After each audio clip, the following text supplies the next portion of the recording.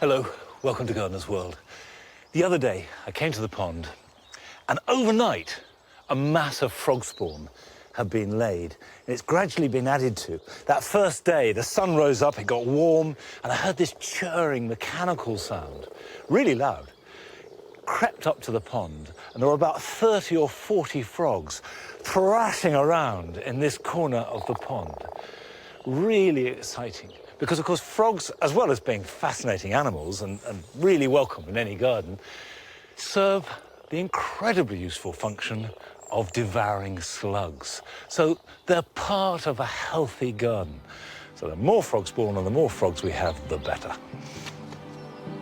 This week, we visit a couple that share a passion for gardening, but not always in the same place at the same time. He does need to get planning permission to do anything in the garden, in my garden. Yeah, in your garden. But once I cross the border, it's mine, so...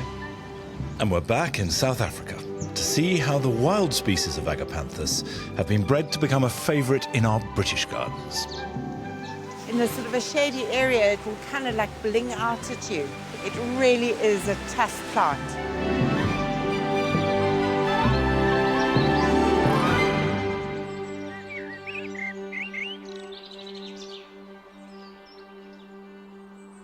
I say that frogs eat slugs, which is just as well here, because we have a mass of hostas.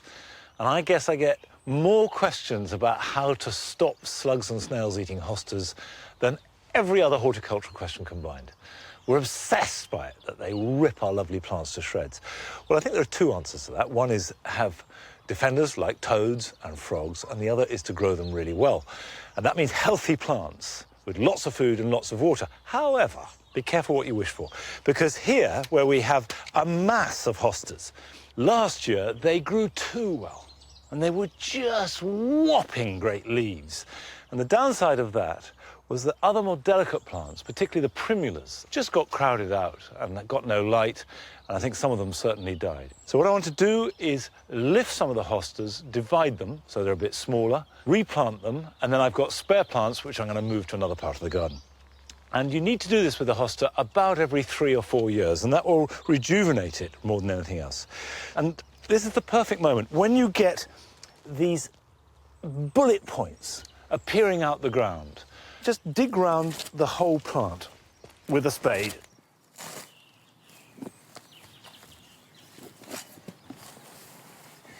Now you can see that is a great lump of root.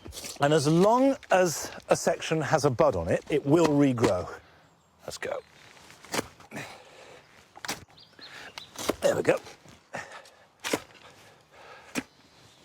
And you can see that is Longmeadow soil. Heavy, clay, very moisture retentive, which of course is what hostas love.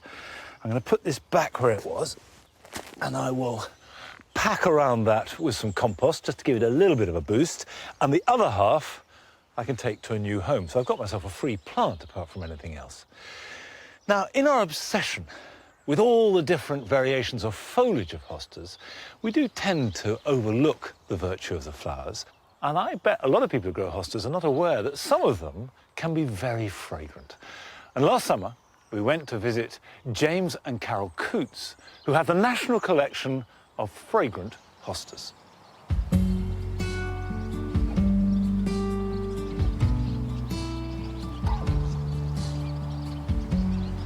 When we moved here, we came with 2 lorry loads of plants and 1 lorry load of our goods and chattels.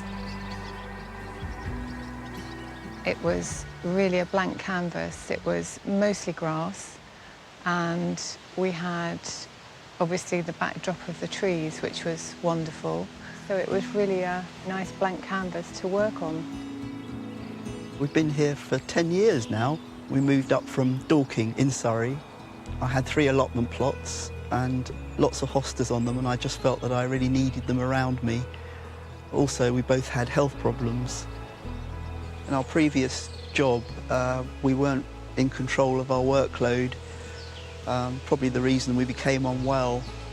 But moving here, we both really wanted to create a garden. Yeah, I think it's something we both always wanted to do. Over time, between the two of us, we both have our own strengths. I look at the garden as something positive that's come out of having ill health. I've dug all the flower beds by hand, and it feels like getting a lot of angst out, and feels really positive that something good has come from it.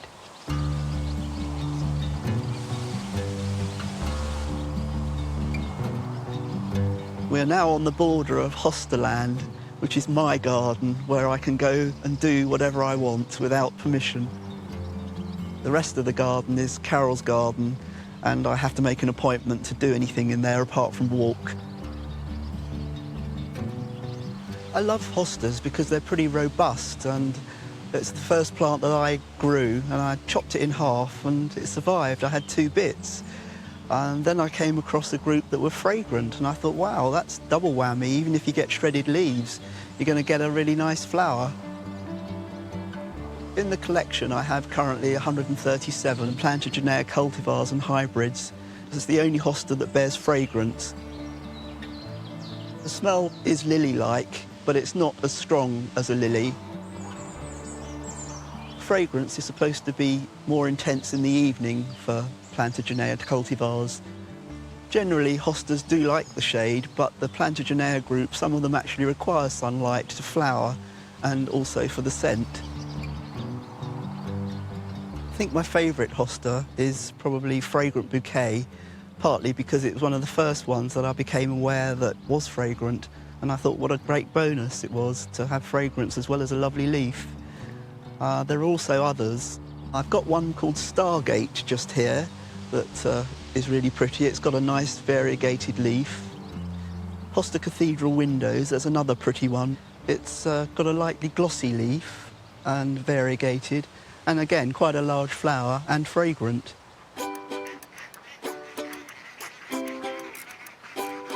Slugs are a problem, and springtime is the most important time to clear up all the debris early on and lightly turn the soil to expose the slug eggs, and then the birds will take them away.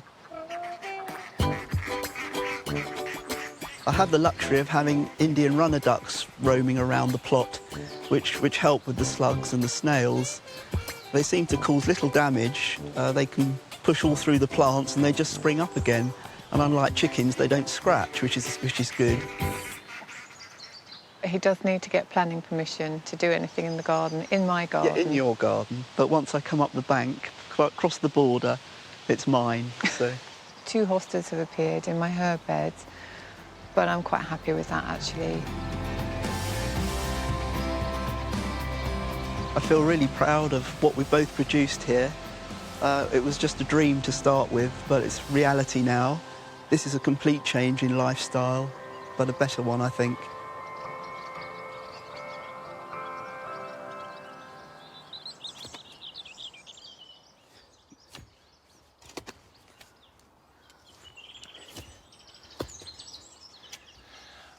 I love the way that our gardening heritage is maintained by enthusiasts like James and Carol, who give so much passion to looking after one particular plant, and in their case, making a beautiful garden at the same time. Now, hostas are greedy, thirsty plants, but they will take some shade. So I'm transplanting the divided section under the shade of this viburnum. But the roots are drying the soil out a little bit. So I'm going to put some compost underneath the plant, as much as anything else, to act as a bit of a sump for moisture.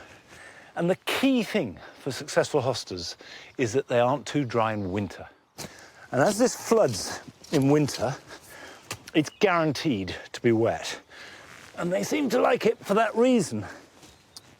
And I've discovered that an awful lot of hosta damage is a result of stress. A happy hosta tends not to be eaten so much by slugs and snails.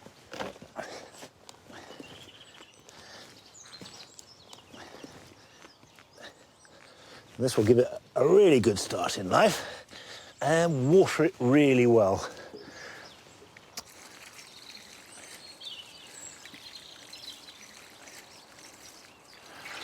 Right.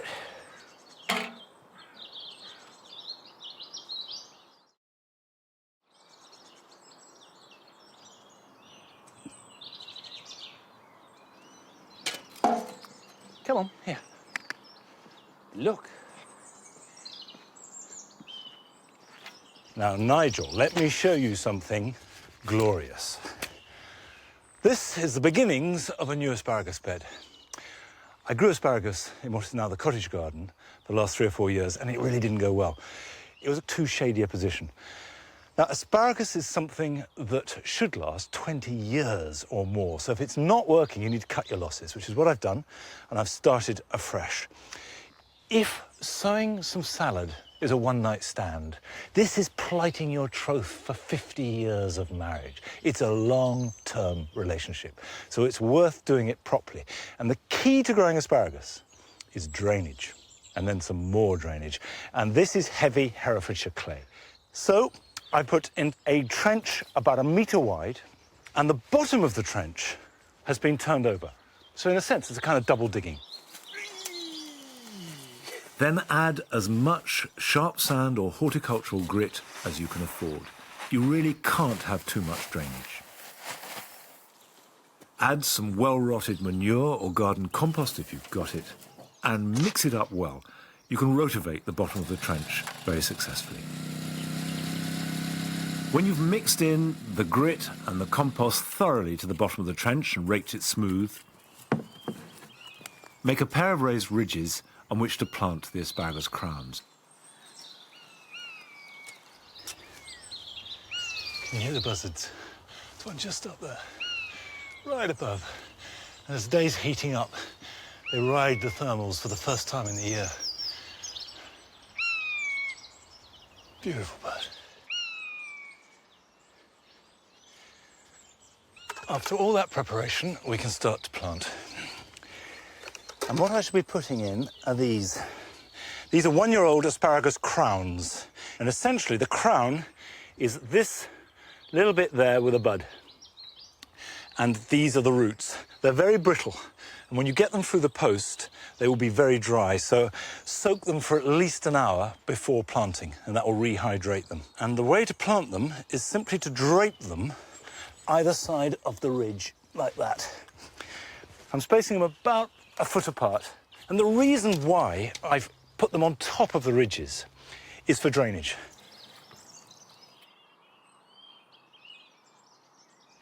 The asparagus season is here anyway, mid-April, in a good year, and May in a bad year, to the end of June. Traditionally, you stop cutting on Midsummer's Day. And the reason for that is to give the poor old crown a chance to develop foliage to supply enough power for next year's plants. That's just over half the trench planted with Guelph Millennium. And then I've got some Stewart's Purple, which I've ordered but haven't yet arrived. They'll come sometime next week, and I will fill it up with those. Now, I'm not aiming just to lightly cover them. The crowns, i.e. the top of the ridge, must be 4 to 6 inches below the soil. So what I'm going to end up with is a raised bed. And it's worth checking after a few months to see if the crowns are buried. Just gently dig down. If you've got any doubt at all, put a thick layer of compost on top. They must be well buried. Don't harvest any in the first year. Just 1 or 2 cuttings in the second year. Until June the 1st, the third year, and then fourth year, gorge yourself on asparagus. And remember, you go and cut them when the water is boiling. You want as quickly as possible to go from garden into pan. But you can roast them, you can make fantastic omelettes with them, really good soup. In fact, I like to eat the small sprues, the very thin ones, make fantastic soup. However you eat them, they're wonderful, and we should all be doing it. But if you don't fancy doing something that involves hours of hard work for a crop that you can only eat for a couple of months, here are some other things you can be doing this weekend.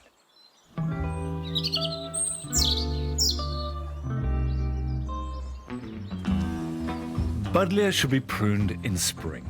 And it's important to cut hard, because this will stimulate vigorous new growth which in turn carry this year's flowers.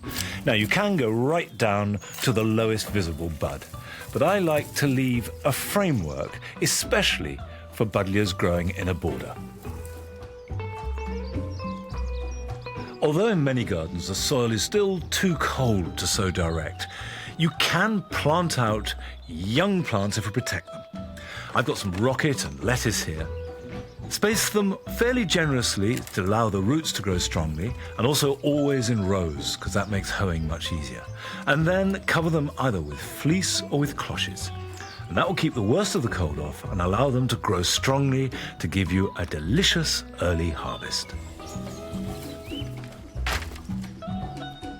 I shan't be planting my runner bean seeds for another month or so, but now is a good time to put up the support in readiness. It doesn't matter what you use, but it must be robust. I like to use hazel bean sticks, not least because I think they look really nice. Prepare the ground well, and then either use a wigwam or a long structure, but either way, make sure it's really secure and will carry the weight of a heavy crop for months to come.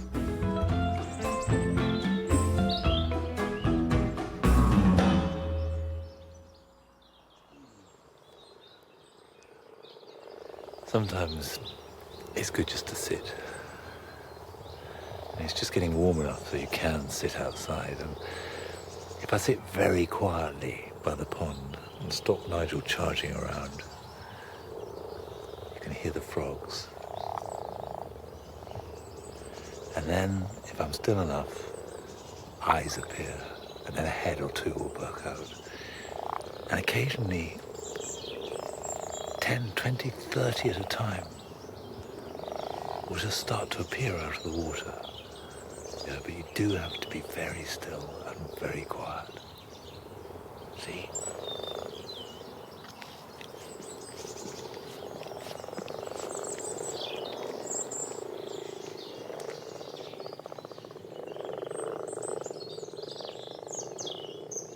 Over the winter, we went to South Africa, specifically looking at how plants that are very familiar to many of us in our garden grow in their natural habitat. Because when you see plants growing in the wild, that's the best clue on how to grow them for maximum performance in our own gardens, wherever those gardens might be. And this week, we're looking at Agapanthus.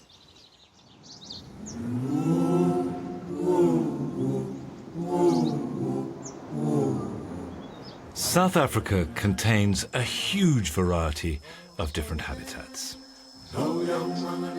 This is the fynbos in the Western Cape, a complex, rich floral habitat, and home to Agapanthus africanus, which was the first Agapanthus to be discovered in Africa. The soil here is sandy and acidic, and the climate is hot and dry. So when Africanus arrived in Britain in the 1600s, it didn't like our cooler, wetter conditions. Fortunately, as plant hunters explored deeper into South Africa, a less fussy variety was discovered, which was called Agapanthus praecox, and that's another evergreen form.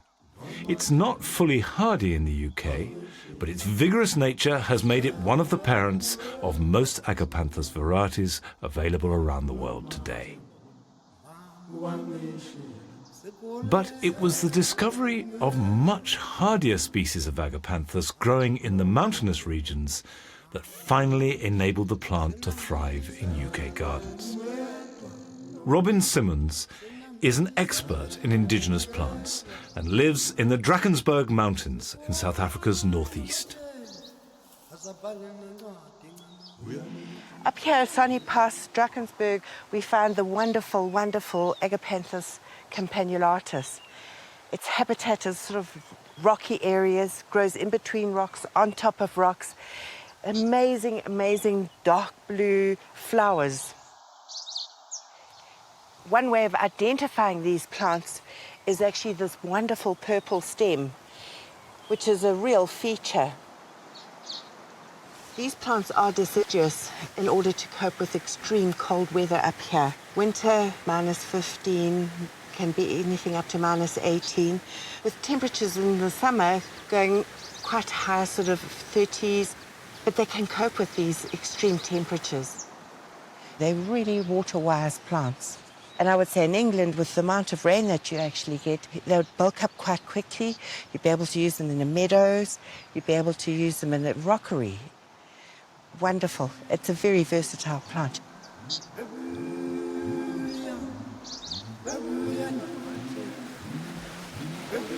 Here we have the Agapanthus campanulatus subspecies patens, which is a much smaller little plant and a lot more delicate.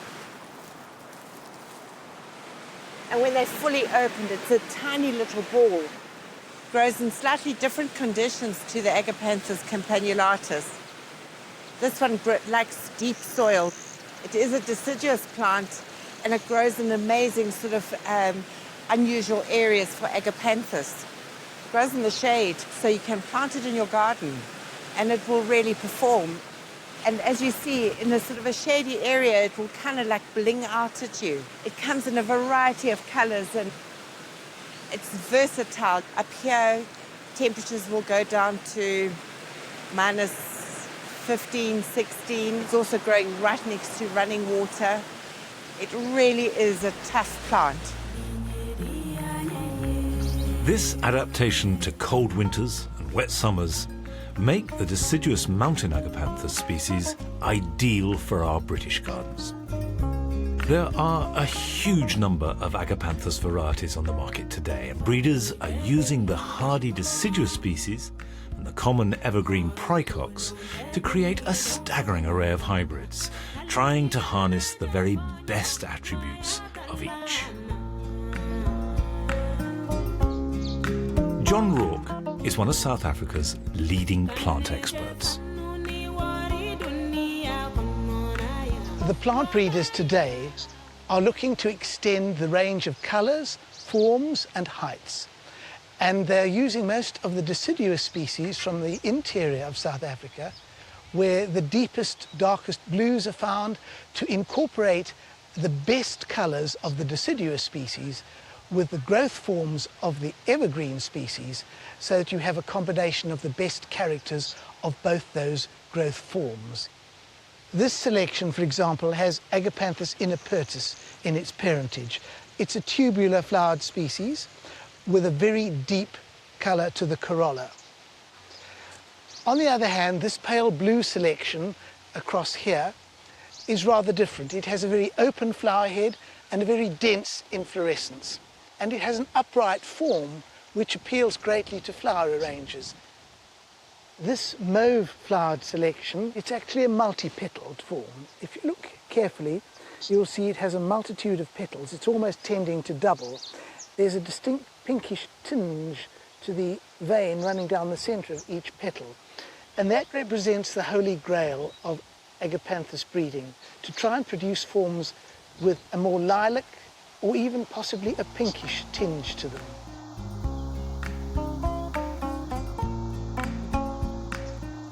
They are, of course, very symbolic of summer in South Africa. Blue skies, blue seas, white sands on beaches. These spectacular new Agapanthus hybrids provide us with a rich variety. But their hardiness in UK gardens is entirely dependent on how much cold tolerance they've inherited from their deciduous mountain parents. It's this ancestry that makes them tough enough to survive and thrive in our gardens.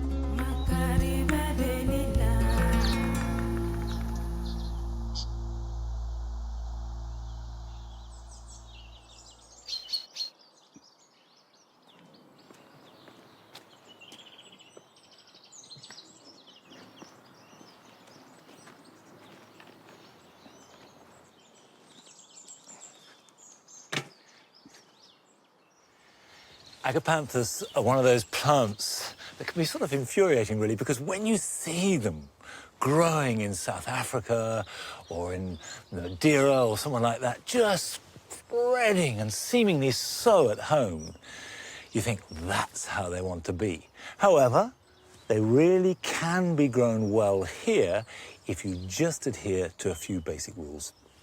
But we've had letters, and I often do get letters from people seemingly very frustrated with their attempts to grow Agapanthus. I've got a few here. We've got one from Deborah Winstanley saying she's got 8 plants she has had for 3 years and they've never flowered. And Pat McGuckin has said, I've got 10 healthy Agapanthus and only 2 buds between them. Can I do anything to encourage them to flower? And Lola Pollard says, I've got a large Agapanthus which has broken out of its pot. Please, can you advise me what to do with it now? Well, to get Agapanthus to flower, you do need to restrict its roots. You do need to make sure they have very good drainage, and I suspect that's half the problem.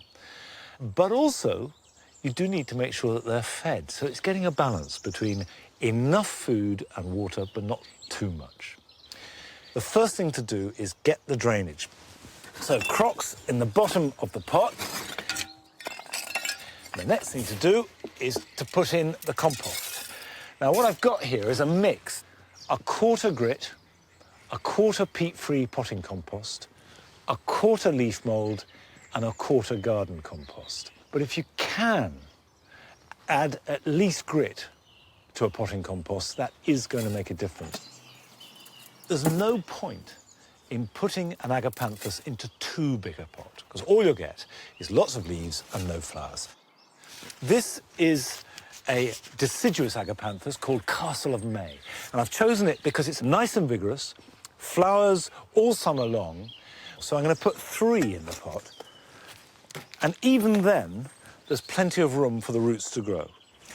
So I'll take them out of the pot and put them in. Now, can you see how I bang that and nothing? It's just like hitting a lump of rock. The roots are really firmly in there. In fact, I'm going to have to cut that out.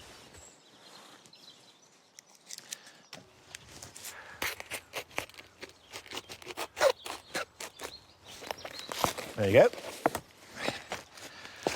How about that for a root-bound plant? But that's perfectly healthy. So we'll have 1 like that and 2 more. There we go.